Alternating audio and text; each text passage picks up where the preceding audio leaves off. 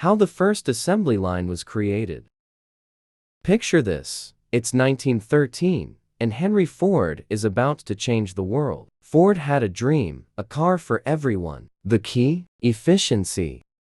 Ford took the assembly process, broke it down into 84 steps, and trained his workers to master one step each.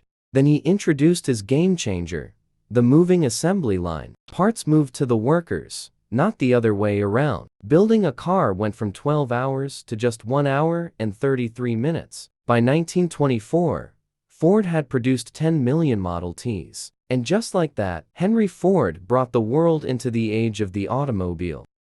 Today, Furex is pushing the boundaries of what's possible on the production line. Inspired by Ford's revolutionary ideas, we're constantly finding ways to make manufacturing even more efficient. Contact us today to see how we can help your business grow.